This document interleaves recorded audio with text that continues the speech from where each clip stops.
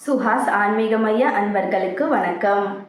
சிறப்பு வாய்ந்த தை அமாவாசை 2025 வழிபடும் முறை, தர்ப்பணம் கொடுக்கும் முறை, யார் தர்ப்பணம் கொடுக்க வேண்டும், பெண்கள் தர்ப்பணம் கொடுக்கலாமா, வீட்டில் எள்ளும் தண்ணீரும் இறைத்து தர்ப்பணம் கொடுக்கும் முறை மற்றும் பலன்கள் பற்றி இந்த பதிவில் தெளிவாக பார்க்கலாம். வழிபாடு குறித்த உங்களது கேள்விகளையும் சந்தேகங்களையும் கமெண்ட்ஸில் பதிவு செய்யவும். வீடியோக்குள்ளே போகிறதுக்கு முன்னாடி மறக்காம எங்கள் சேனலை சப்ஸ்கிரைப் பண்ணிட்டு பெல் ஐக்கானை ப்ரெஸ் பண்ணிடுங்க. எங்கள் வீடியோஸ் உங்களுக்கு பிடிச்சிருந்தா ஃப்ரெண்ட்ஸ் அண்ட் ஃபேமிலிக்கு ஷேர் பண்ணுங்க. மேலும் எதை பற்றிய ஆன்மீக தகவல்களை அறிய விரும்புகிறீர்கள் என்று கமெண்ட் பண்ணுங்க. நம்ம ஒரு வருஷத்துல 12 மாதங்களும் பித்ருக்களுக்கு தர்ப்பணம் கொடுத்து வழிபாடு செஞ்சாலும் குறிப்பிட்ட 3 அமாவாசைகள் மிகவும் சிறப்பு வாய்ந்தது. அவை ஆடி அமாவாசை, புரட்டாசி மாதம் வரக்கூடிய மகாலய அமாவாசை மற்றும் தை அமாவாசை. தக்ஷணாயன புண்ணிய காலமான ஆடி அமாவாசை அன்னைக்கு பித்ருக்கள் வானுலகிலிருந்து பூமிக்கு வருவாங்க. மகாலயபக்ஷம் 15 நாட்கள் வழிபாடோட சேர்த்து மகாலய அமாவாசை அன்னைக்கும் நம்ம கூடவே இருந்து ஆசி வழங்கிட்டு அடுத்து உத்தராயண புண்ணிய காலமான தை அமாவாசை அன்னைக்கு அவங்க திரும்பி பூமியிலிருந்து வானுலகத்துக்கு போவாங்க. இதனால தான் இந்த 3 அமாவாசைகளும் சிறப்பு பெற்றிருக்கு. பித்ருக்கள் வானுலகத்துல தென் திசையில தான் இருக்காங்க. இதனாலேயே தான் நம்ம வீட்டில் கூட நம்ம முன்னோர்களுடைய புகைப்படம் எல்லாம் தென் திசை நோக்கி மாட்டி வைக்கிறோம். இங்க நம்ம அவங்களுக்கு கொடுக்கிற ஸ்ராத்தங்களும் தர்ப்பணங்களும் அவங்களுக்கு போய் சேரும். இது அவங்களோட பசியை போக்கி அவங்க ஆத்மாவுக்கு பலத்தை கொடுக்கும். நம்ம முன்னோர்களுக்கு மிகவும் பிடிச்சது எள்ளும் தண்ணீரும் தான். நீங்க என்னதான் அவங்களுக்கு படையலெல்லாம் போட்டாலும் எள்ளும் தண்ணீரும் தான் அந்த ஆத்மாவிற்கு பலம் சேர்க்கும். எள்ள வடமொழியில திலன் அப்படின்னு சொல்லுவாங்க. விஷ்ணு பகவானோட அம்சமாக விளங்குறது இந்த எள். யார் தர்ப்பணம் கொடுக்கலாம்?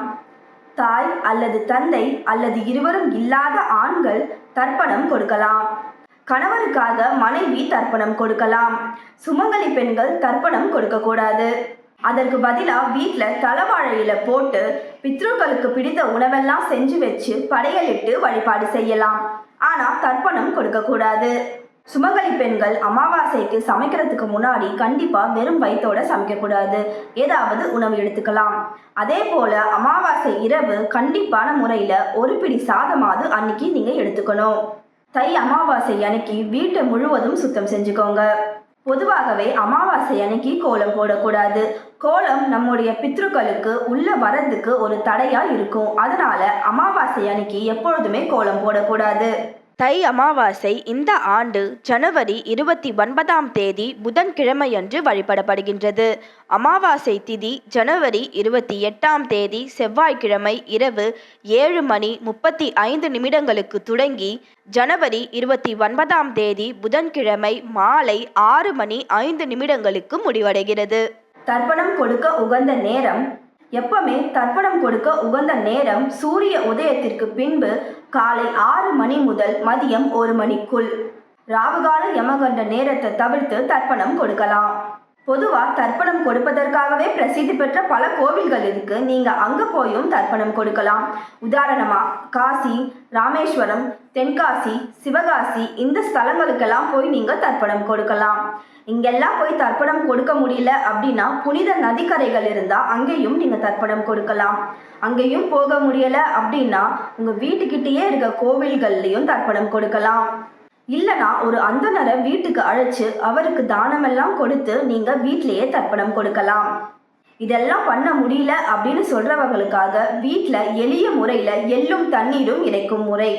தர்ப்பணம் கொடுக்க போறவங்க தரையில அமரக்கூடாது. அதனால ஒரு வெள்ளை துணியை விரிச்சு அது மேல உட்காந்துக்கோங்க. ஒரு தாம்பலத்தட்டை எடுத்து வச்சுக்கோங்க. உங்களுடைய வலது கை மோதிர விரல்ல தர்பைய சுற்றி மோதிரம் போல முறுக்கி விட்டு போட்டுக்கோங்க. உள்ளங்கையில கொஞ்சம் கருப்பு எள்ளும் பச்சரிசியும் எடுத்துக்கோங்க. எள் வெள்ளை எல்லாம் இருக்கக்கூடாது. கருப்பு எள் மட்டும்தான் பயன்படுத்தணும். பஞ்சபாத்திரம் இல்லைனா பித்தளை சொம்பு எடுத்துக்கோங்க. அதில் தண்ணீரை நிரப்பிக்கோங்க. உங்கள் வலது கையில் இருக்க எள்ளும் பச்சரிசியும் தாம்பாளத்தட்டில் இறைக்கணும். நீங்கள் இறைக்கிற எள்ளானது உங்களுடைய வலது கையோட கட்ட விரல் ஆள்காட்டி விரலுக்கு இடையே தண்ணீரில் வழிந்து அந்த தாம்பாளத்தட்டில் இறைக்கணும்.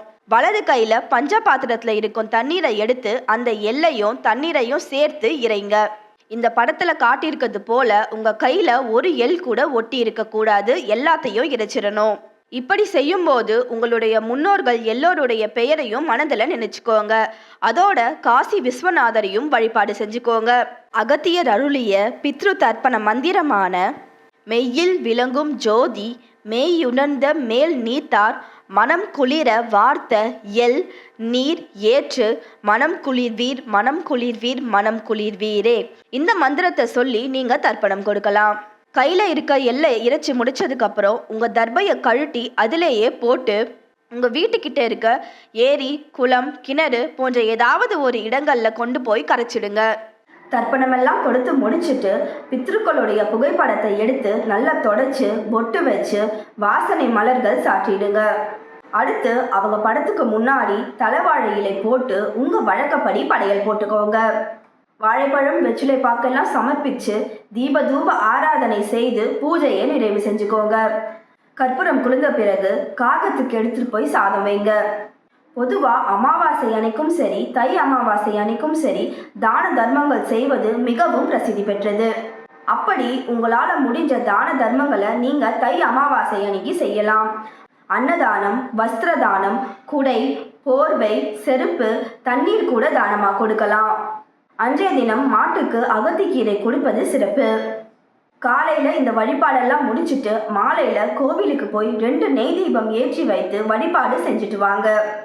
இதோட உங்களோட தை அமாவாசை வழிபாடு நிறைவடையும். பலன்கள்: நம்மளுடைய பெற்றோர்களும் முன்னோர்களும் வாழும்போது எப்படி அவங்கள நம்ம கவனிச்சுக்கிறோமோ அதே போல அவங்க மறைஞ்சதுக்கு அப்புறமும் அவர்களுக்கு நம்ம கடமைகளை செய்கிறது மிக மிக அவசியம். அப்படி நம்ம கடமைகளை நம்ம சரிவர செய்யாத போது பித்ருக்களுக்கு வருத்தம் ஏற்படுமா. இந்த வருத்தம் தான் பித்ரு தோஷமா மாறும்.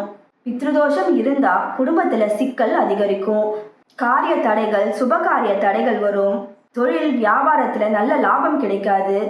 என்ன காரணம்னே தெரியாம மனசு குழப்பமாகவே இருக்கும். ஒருத்தரோட ஜாதகத்துல சூரியனும் சந்திரனும் ராகு கேதுவோட எந்த ஸ்தானத்துல சேர்ந்து இருந்தாலும் அது பித்ருதோஷம்தான்.